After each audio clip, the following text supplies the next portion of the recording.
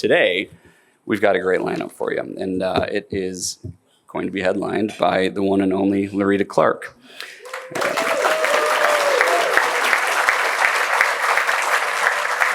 And these intros are easy for me. I like this. Larita, what I love most, Larita born and bred in Chicago. So she's a Chicagoan through and through. That's kind of all you need, right? But she's done so much in that time. And she, obviously currently as the CEO of the Mpea, the Metropolitan Pier and Exposition Authority. Not only that, she was the first African-American woman to hold that post. There seems to be a theme here with women in leadership, and it's great to see so much of that happening in our great city. And just looking around this table right here, really incredible. So thank you, all of you, for being here. Thank you, Larita, for your leadership at McCormick Place. She's been there not just as CEO, she was there for years as the CFO. And a number of other financial positions. I know under the leadership also of Lori Healy. And thank God you were, because now Larita came in 2 months before pandemic hit, before anyone knew what COVID was. And clearly McCormick Place and Mpea was on solid ground because of all of their work leading up to that, certainly not knowing what was coming, but appreciate the leadership that took to not only get to that point, but then take it and move it forward in quite a difficult couple of years. But now we're moving forward, and we have all sorts of great things to hear about, and things are buzzing. I'm a neighbor down in the South Loop, and this last couple of weeks were incredible with all of the activities. So hopefully we'll hear a little bit about that. And so much more to come that I think we're going to hear about now. So a graduate of Loyola University Chicago, again, in Northwestern's Kellogg School. Larita grew up in West Garfield Park. Now, this is something we don't have in common. She was the class valedictorian at Austin High School. I'm still trying to get Ignatius to prove that I have a diploma. But she's my neighbor, she's my friend, she's a great friend of the City Club and a great leader in the city of Chicago. Please welcome Larita Clark.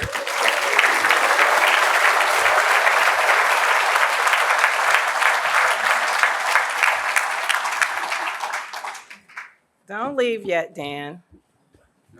Okay. First of all, I just want to thank you all for being here for this wonderful turnout, and I'd like to start by asking you to give yourselves a hand.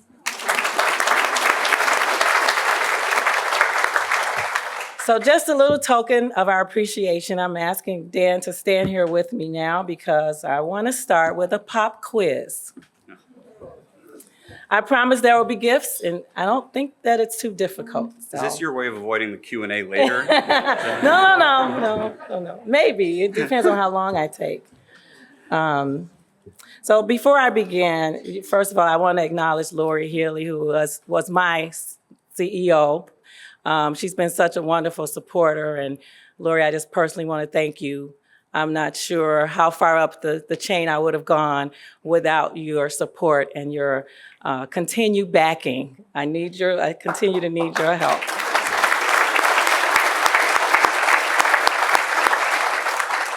So before I do the pop quiz, we have an Mpea table that includes staff and board members, and ASM Global you cannot answer.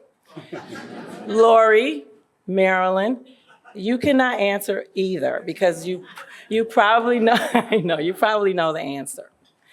The gifts will be distributed at the end, so you probably have to stay to the end if you win, if you want to get your gift. Need to be present.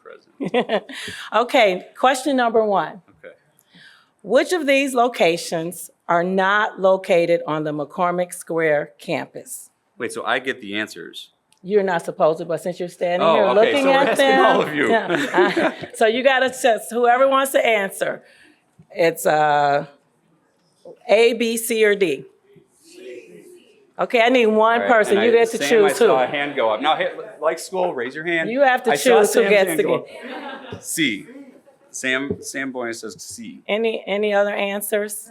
None of the above. None of the above. A. All right, the answer is A. To phone a friend next time. I know, right? So from the top right, we have the Tap, which is a multi-use space run by the Hyatt. And you probably are not familiar with it because it opened in March of 2020, right when the pandemic began. But it's a wonderful space that's used for private events. It's also a gathering point for coffee, lunch, or cocktails, depending on what's happening with the event. On the bottom right is our rooftop garden.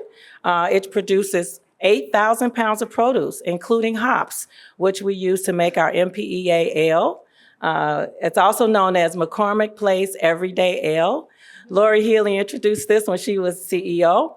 We partnered with Brickstone from Kankakee to brew the beer. And then finally on the bottom left, you can see the level 33 in our Marriott Marquis Chicago. It is an event space with phenomenal views of the city of Chicago. All right, question number 2. In 2019, how many trucks used the marshalling yards on our campus? 12,358, 17,890, 27,359, or 35,477? Looking for hands. C. We've got C. What's your We'll just keep going until I get the right answer. Jill? D. I think we've got it. And the answer is D, 35,477. I know, it's from the same table. The table gets a prize. The fact is that the marshalling yards are much more than a parking lot. In 2019, more than 35,000 trucks used our marshalling yards, and their proximity to our campus is a competitive advantage for McCormick Place. Last week, as Dan just mentioned, we hosted the International Manufacturing Technology Show, which is IMTS for short. That brought in nearly 100,000 people. That's why Dan and many of you probably couldn't get to wherever you were going because the streets were packed. There were about 7,000 trucks on site. The show is actually still moving out right now, so we don't have the final numbers yet. However, the last time they were here, they had 5,700 trailers that used the marshalling yards during the show. All right, question number 3. Samir, you can't answer this one. What is Mpea? A unit of city government, state government, a municipal corporation, or none of the above? I'm hearing a lot of D's. I get a hand. Anyone who's pretty certain. It's not D, okay. You can't answer, Oh, Lori. can't answer. Who said C? We're getting some C's. I think Scott Goodwin's got a C. For Oh, us. there's a C right there. He said, Okay. no offense, Scott, but you're correct. MPA is a municipal corporation governed by a 9-person board of directors. 4 of those members are appointed by the governor and 4 by the mayor of Chicago. And then our board selects the chairperson, who is the 9th board member. I just want you to know, there's some procurement questions probably, but we do adhere to the same requirements as other public bodies as it relates to procurement and transparency, et cetera. And then our final question. We know that Chicago has the best skilled tradespeople in the country. How many unions operate on the McCormick Square campus? 23, 29, 31, or 36?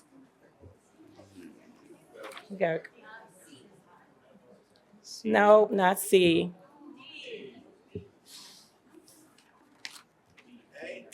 We got an A. Another right answer. Right? All right, it's A, it's 23. We actually have 23 unions who work on our campus, and 3/4 of our employees are represented, but that's just a fraction of the labor represented on our campus. Pre-COVID, our shows and vendors contracted about 3.9 million hours of union labor. Our workforce is recognized as some of the most talented in the industry and is highly sought after. We are very proud to have a strong working relationship with our labor partners. And I'd ask any of our labor partners, just right now quickly, if you would just stand so we can see how many of our labor partners are here.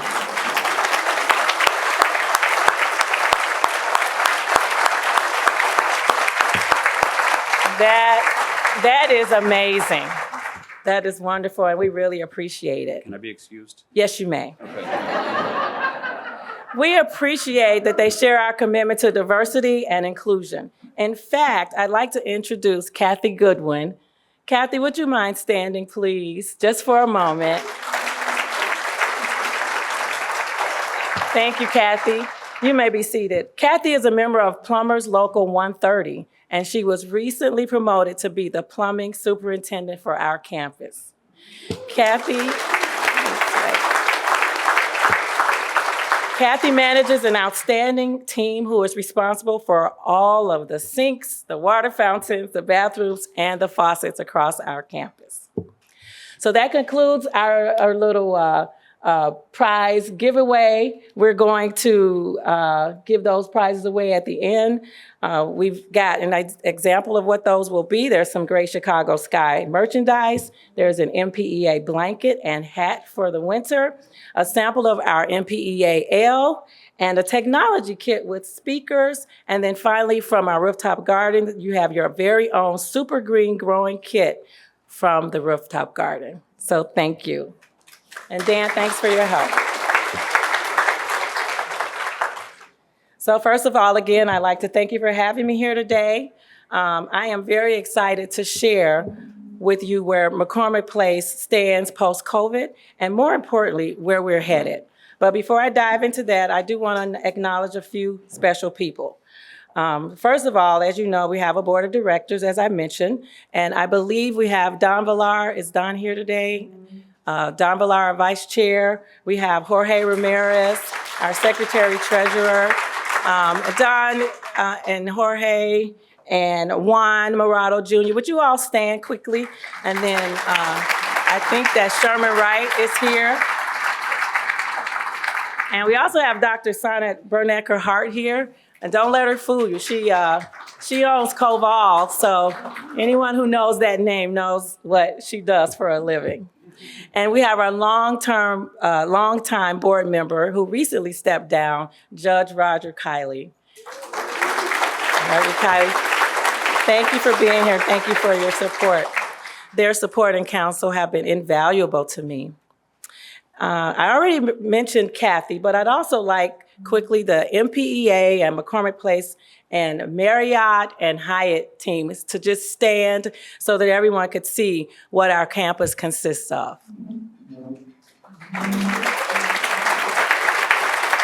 Wow. They are the heart and soul of our operations, and they make my job easier. So thank you all.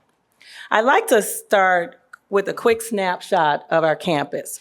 I've been with Mpea for more than 30 years. It's been much more than that, but I just told her to stop at 30 years. And I became CEO about 2.5 years ago, which, if you do the math, was a few weeks before COVID. In the time that I've been with McCormick Place, we've seen amazing changes. Today, McCormick Place, the actual convention center, is comprised of 4 buildings: Lakeside Center, the North Building, the South Building, and the West Building. In addition to McCormick Place, Mpea owns 2 hotels, Marriott Marquis Chicago and the Hyatt Regency McCormick Place. Marriott is Marriott Corporate's largest marquee U.S. hotel. Mpea also owns the Wintrust Arena, which hosted the NBA Draft Combine for the 2nd year in a row. The Wintrust also hosts the DePaul men's and women's basketball teams and is home to the WNBA Chicago Sky. We also own, which many of you may not know, I know Jill knows, that we own our own energy center, which supplies chilled water and steam for cooling and heating the entire McCormick Place campus. Not shown on the map are the marshalling yards, the very busy marshalling yards. What also is not on the map is Navy Pier, and I want to thank Marilyn Gardner for being here today. Mpea owns Navy Pier, but we are not involved in the day-to-day operations of Navy Pier. We are essentially the landlord. I get a lot of folks asking me for tickets for Navy Pier, so I just want to let them know right now I am not the person. As you may recall, in 2010, the legislature made many reforms to the MPEA statute. And one of them was the opportunity to privatize Navy Pier operations. And I think Marilyn and her team have done a great job of growing Navy Pier and creating such a wonderful destination for Chicago.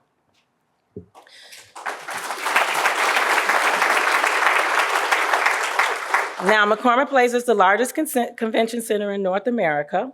Our closest competitors are Las Vegas and Orlando. But in reality, we compete with cities all over the country and over the world. Because McCormick Place is the largest and most flexible center in North America, we host some of the world's largest events. There are days on this campus when nearly every single space is used for major events, like the event that we just held. I'll share with you some encouraging numbers in just a few moments, but I want to give you an idea of the size and scale of our impact. We have 2.6 million square feet of exhibition space. We welcome nearly 3 million guests each year, and there are almost 3,000 rooms, hotel rooms attached to our campus. So folks never have to go outside. If they're on our campus, they can just go straight to their hotel of choice. We're also an entertainment destination within Chicago. We have the largest theater in Chicago, which is the Erie Crown Theater, and we also have the Wintrust Arena. Now, MPEA's mission is to bring meetings, conventions, trade shows, and events to Illinois to create economic opportunities. The visitors that come to Chicago for a convention or trade show are staying in our hotels, eating in our restaurants, taking taxis and ride shares, and importantly, generating millions of dollars in much needed tax revenue for the city and the state. Pre-COVID, an estimated 15% of all hotel and motel industry sector employment in Chicago was attributed to McCormick Place convention facilities and associated businesses.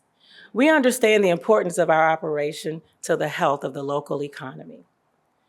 Now, the impact of COVID was devastating. We were closed from March 2020 until June 2021. I am incredibly pleased to report that McCormick Place has reopened and reopened successfully.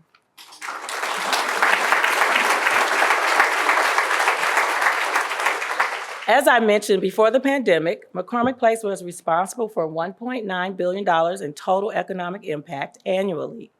In 2018, the campus directly generated $151 million in local and state taxes. And statewide, McCormick Place operations is responsible for 17,450 jobs. This data is based on an economic impact study conducted by the University of Illinois using actual data from our 2018 operations. We have a strong financial discipline. I think that's why some of our board members said that I was the right person for the COVID period because I was previously the CFO. I can't take all the credit though. At this point, our pensions are 93% funded.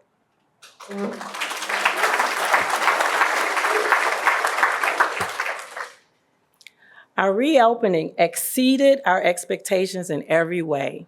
If we look at it by the numbers, at the convention center alone, we had 107 events with 1.2 million guests. These events generated an estimated $1.38 billion in economic impact and $107 million in state and local taxes. If you add in the activities at the Wintrust Arena and the Erie Crown Theater and our hotels, we've had 228 events with $1.65 million in economic impact. Now, what does that mean for the city and the state? It means that more than 2,500 people are back at work. Now, these are only the people who work directly on our campus. It does not include the thousands of people whose employment is connected to McCormick Place.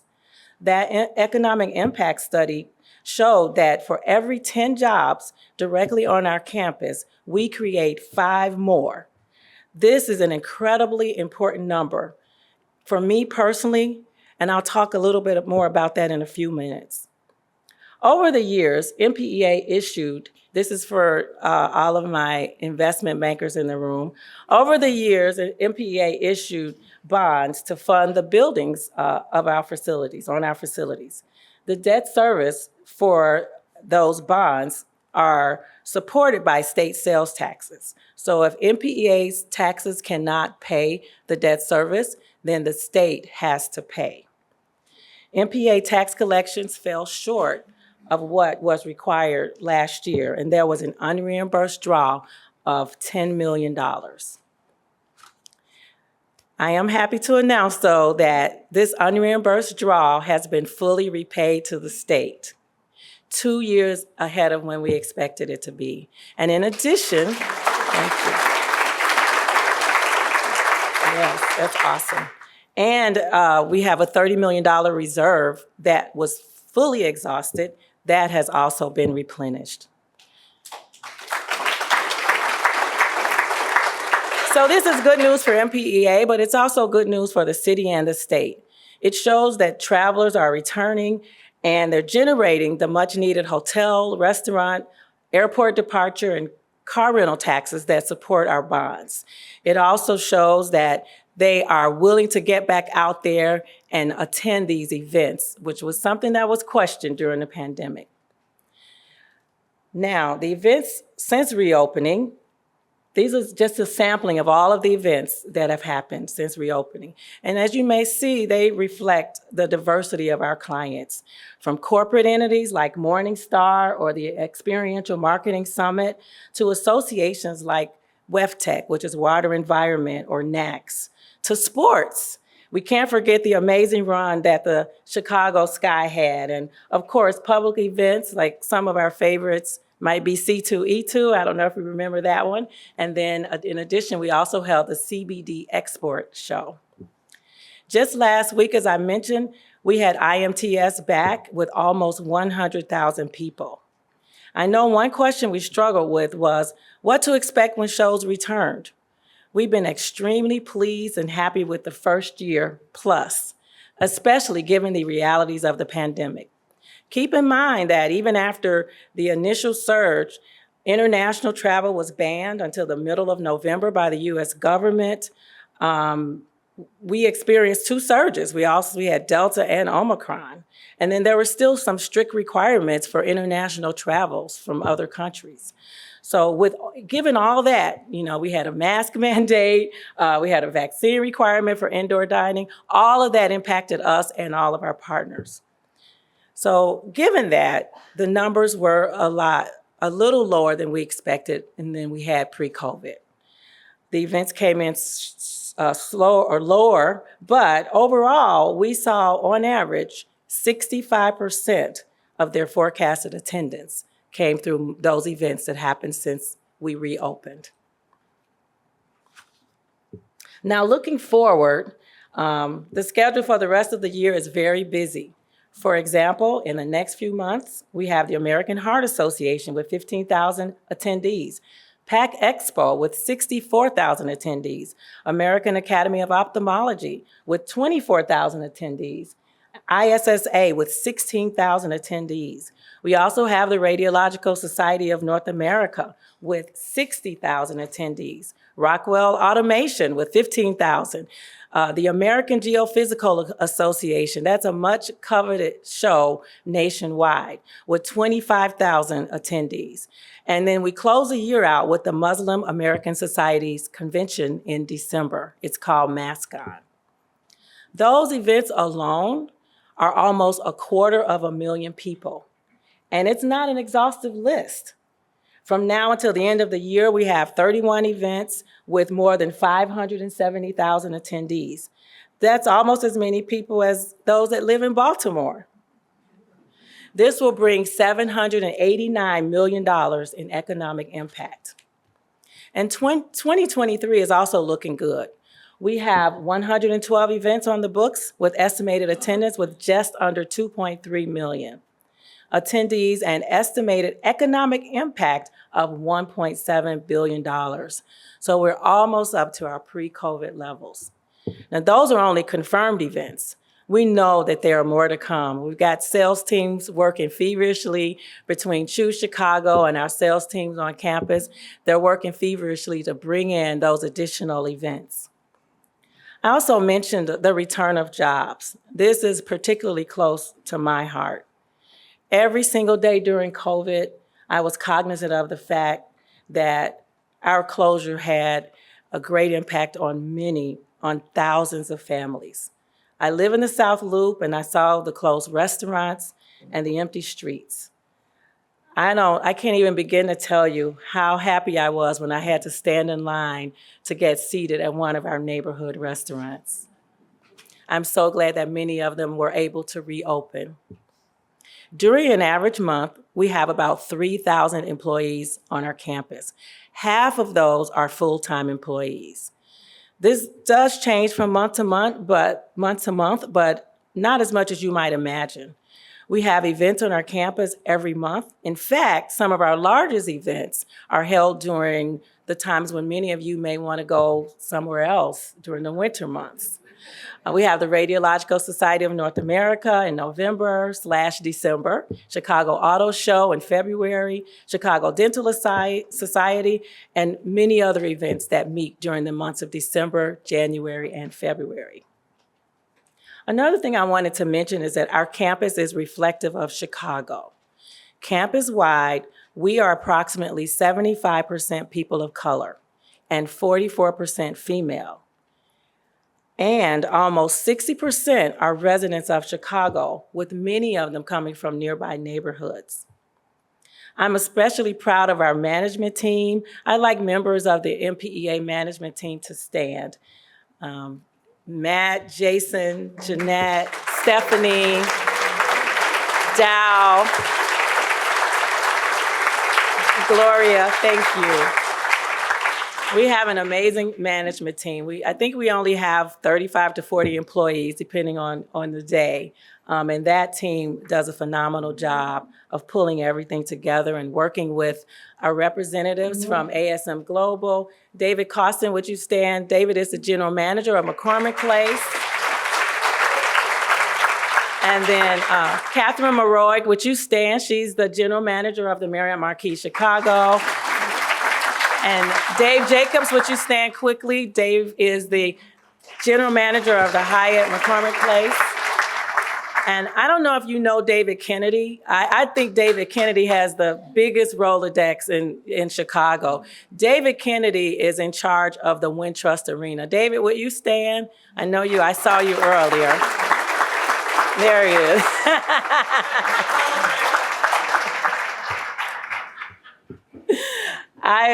I asked David, just, certain people, influential people, I said, do you need their number? He said, no, I already have it. So if there's ever a person to know, it's David Kennedy, especially if you want to get to a Chicago Sky game or a DePaul game or something. All right, let me get back on track here. I mentioned that I have been an MPA for more than 30 years. And I am not unique. We have many folks on staff. We have some that have been there, not just on staff, but folks that are working on our campus. We have folks in housekeeping. I know Globetrotters is here. We have people with our standard parking operation, I think it's SP Plus now. We have many people that have worked on our campus for over 40 years, which is amazing to me.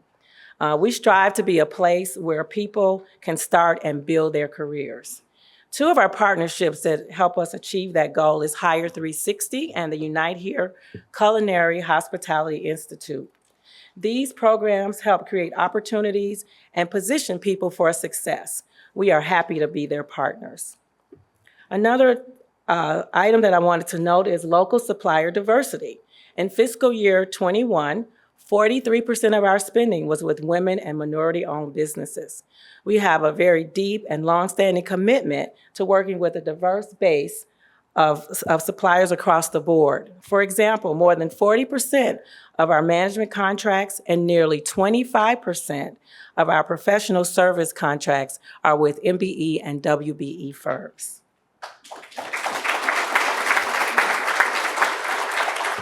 We also have a commitment to local supplier diversity.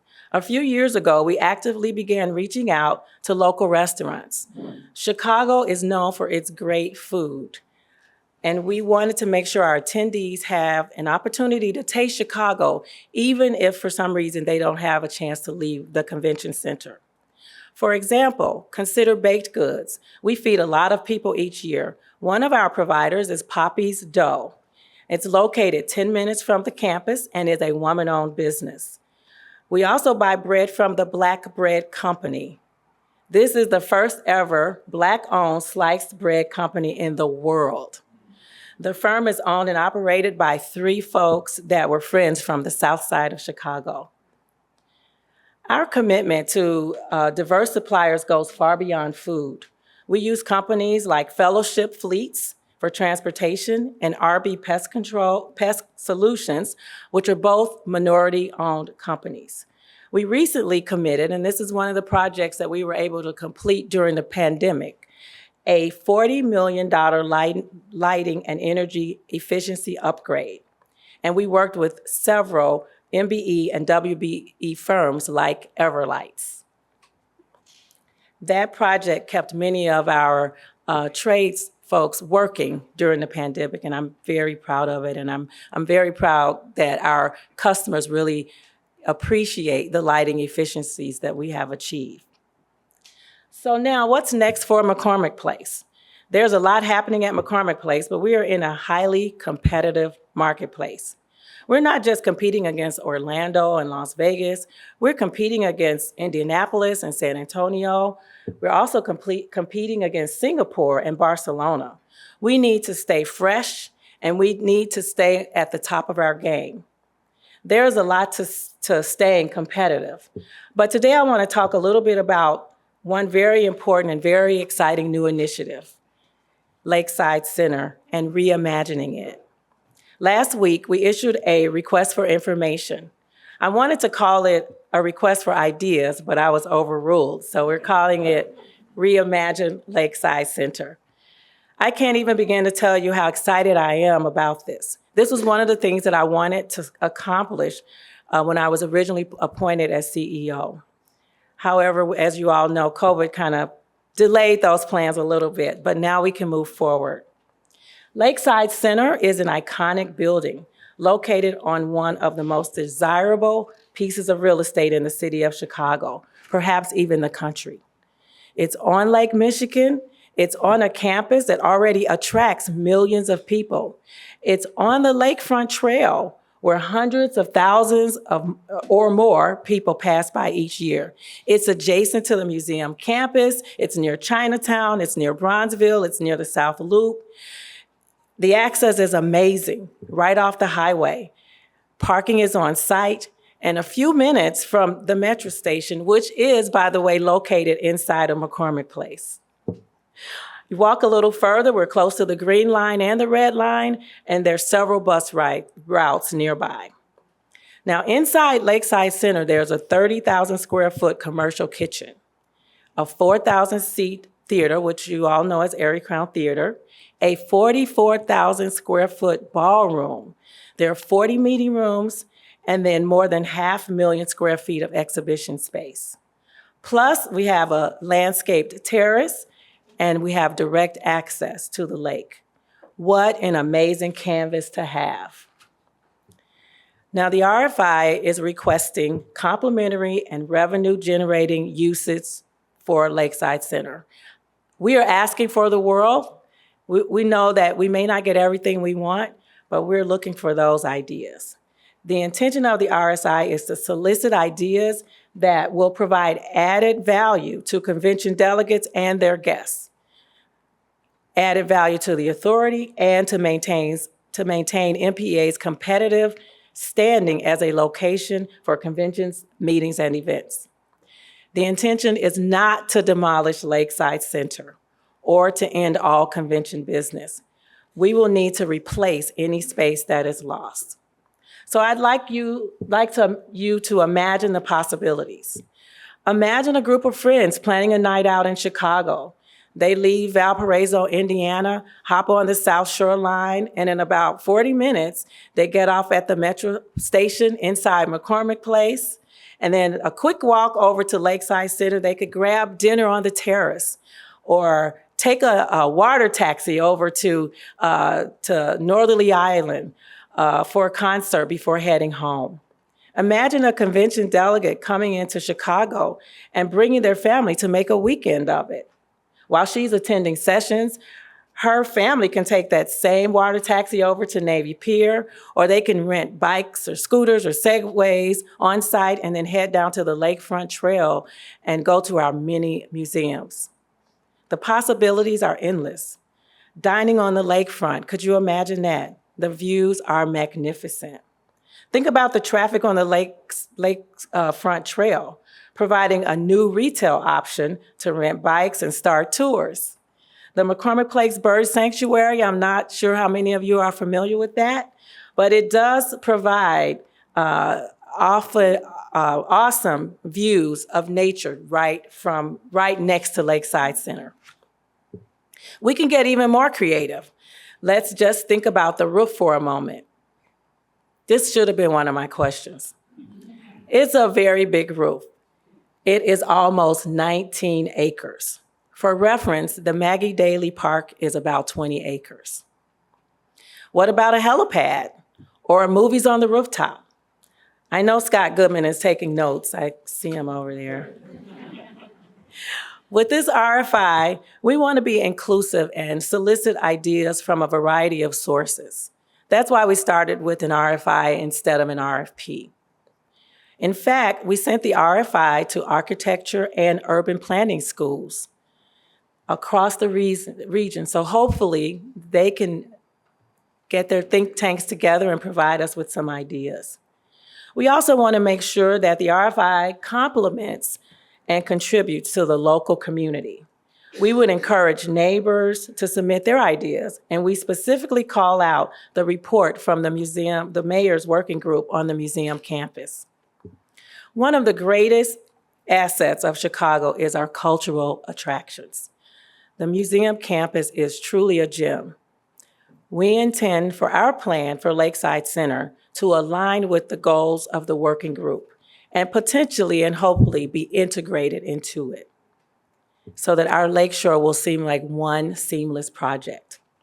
We will keep our customers in mind at the top of our mind as we go through this process, and we also welcome ideas from them. We know that attendees and delegates are, these days, they're seeking experiences. They don't just want to go to a convention. They want an experience, and they want amenities. So we hope that through this project, we can create that environment for them. With one another ideas, people having more flexibility to work remotely, we may see more spouses coming along to make the convention an extended weekend, bleisure, as they call it. So modeled after co-working locations, having something like that on site at McCormick Place may be a good idea. It would benefit attendees as well as any guests that are joining them. Now, I want to be crystal clear on one point. Our customers have been and will continue to be top of mind in this process. Lakeside Center is critical to our campus. We cannot afford to lose that significant space without replacing it. So if we receive proposals or ideas to replace it, to lose the space, we will expect to have a proposal to replace it. I also want to take this opportunity to address some myths about Lakeside Center. It is the oldest building on the campus. It does have deferred maintenance, but is regularly used by our customers. Some customers prefer Lakeside Center to the newer West Building simply because it's directly connected to the North and the South buildings. In the next decade, there are already about 250 events scheduled in Lakeside Center or Erie Crown Theater. This represents about $12 billion in economic impact. We don't want to lose that. We want to increase it. You can see what the schedule looks like for the last few months. And there are also a few pictures there from some recent events.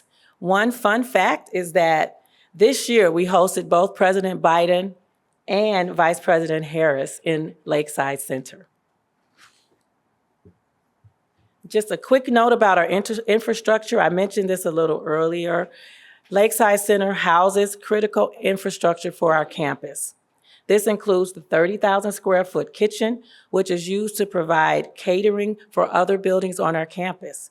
It also contains a significant part of our mechanical infrastructure, which includes IT, telecommunications, and our cooling systems. All of those are very important to us. So of course, if we lose those, we need to replace them. The RFI responses are due in December. So between now and then, we will be soliciting input from customers and neighbors, developers, architects, schools, whoever wants to provide input. We don't have an ideal response. We've heard about a lot of ideas. I've mentioned some of them to you already, and they are very intriguing. We also believe that there are other ideas out there that we haven't heard of. Our hope is that as we wade through all of the great, amazing, and inspiring submissions, we will be able to narrow it down, and then we will be able to actually issue an RFP for a new project next year. I would like to ask all of your help in spreading the word about this once-in-a-lifetime opportunity. And then I'd like to close where I began, with our mission. Mpea was created by Illinois statute. We were created to generate economic opportunity for the city and the state. We are here to create jobs. We are here to strengthen the economy. Every one of us on our campus are acutely aware of this responsibility. Navigating through COVID was incredibly challenging, but the hardest thing for all of us was knowing that the impact of the closure of McCormick Place extended far beyond the borders of our campus. We're thrilled to be back. We're thrilled to be focused on the future and are excited to see what comes next. Thank you.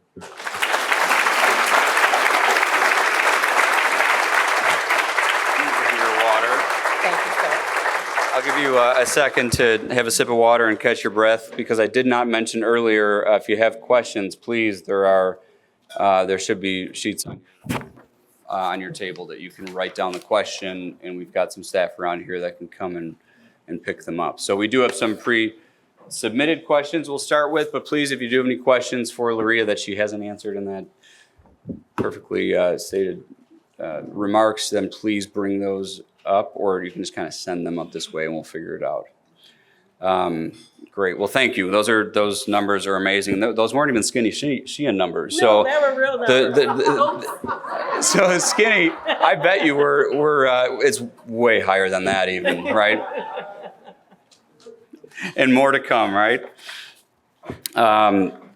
So in keeping, now we are changing a couple of our City Club traditions, but in keeping with one of them, I will start with a question that was submitted by a member and take this commercial opportunity to mention, if you're not a member, please, it's very easy and it's very inexpensive at this point. And please go to our website and join us again and join us as a member. And then we'll be sure to answer or ask your question. So this comes from Ed Backrack, who's an individual member. He's from the New Chicago Way. And you addressed this a little bit, but Mpea currently owes over $4.6 billion in long-term debt. This debt is not secured by the assets. Is the debt guaranteed in full by the state of Illinois? If it is not, what prevents bondholders from loss on default? Wow, that sounds like a CFO question. Jason Borman, our CFO. Our debt is backed by the Mpea assets, which are our buildings that, that's where we use to build the total infrastructure that we have. But yes, the state of Illinois backs our bonds. So Mpea receives hotel taxes, food and beverage taxes, airport departure taxes, and car rental taxes. We get a portion of those taxes to repay our debt. So every time our debt service payments are due, that's what I referred to a little while ago, where we were $10 million short this past year. But I think it's on average, it's about 160, 150 million annually. So that means that we did produce that 140 to 50 million that we needed to pay our debt. If we don't have it, yes, the state backs us with their sales taxes. It's basically a loan, though, because the way our statute is written is that we repay that in the future whenever we have surplus taxes. And that's how we were able to pay it this time. Great. Thank you. Another member, although you didn't check the box, Lynn. I know you're a member, though. Lynn Osmond from Choose Chicago, our new head of Choose Chicago. And this is a softball. Come on. No, could you explain? Because this is a good one that a lot of people don't quite understand the difference between Choose Chicago and Mpea. So could you explain the relationship between Choose Chicago and Mpea? I'll leave it at that. All right. So MPEA statute requires us to hire a marketing firm that's located in Chicago. And Matt, I know I'm not saying the legalese properly, but basically that's what it is. So Choose Chicago, MPEA hires Choose Chicago to market McCormick Place. And that's our relationship. And everyone's focus is clearly on bringing more of these, what do we call it, heads in beds, and keep people coming to Chicago and spending money. All right, so I've got, there were a couple different questions about current procurement opportunities, which you did touch on, and I know you may be limited in what you can say, but could you take a moment just to update us on the management and food service contracts? And if there will be more opportunity for local participation. For the management contract, we are, well, both of those, I believe, are still open procurements. I hate saying this because I hate it when people do this to me. So that's where I have to go to my municipal corp hat and say, I can't really say much about it, but we will be, in the near future, our board will be making some decisions. So that actually answers both the management contract and the food service contract. If for some reason there are opportunities, we will we'll invite and include whoever from the local community may want to propose on either of those contracts. All right, we've got 3 more. I think we've got time for 1 more. So any other questions out there, please send them on up, and it better be really good because these are a couple of good ones. Okay, this is, you don't get to pick. I'm sorry, we have rules here. But okay, you're the finance expert. With the influx of federal money, the infrastructure stimulus, will the MPA see any of that? Will your city funding or state funding be increased because of that new influx of federal money? Well, first of all, we don't get any city funding, but we definitely have support. We've got our deputy mayor here, Samir, so we got the support of the city. From a state funding standpoint, we did receive a $15 million incentive fund grant. That was one of the things that I went to the legislature to request. And we use that, we're using that to offset the costs of events coming to Chicago and to put us on a more competitive ground with Orlando and Las Vegas and some of the other places. So we can offer that to our guests, our customers, our shows. There are requirements for it. They have to bring in so many people into the hotels, into the city. But that $15 million, I do believe, at least for this year, is coming from ARPA funds. Great. And since you are so thorough, you did address some of this, but you might want to expand a little bit. This is from Charles Glenn from Show Strategy. What is MPEA's DEI plan for general services contractors? That's a good question. We don't have a formal DEI plan for general contractors. So just so you know, I believe you're talking about contractors like Freeman and GES. We work with them, but they are hired by the show. So for example, the IMTS show, I believe GES was their contractor. So we can't really dictate who they hire, but we definitely encourage them to be as diversity responsible as we are. Great. Thank you.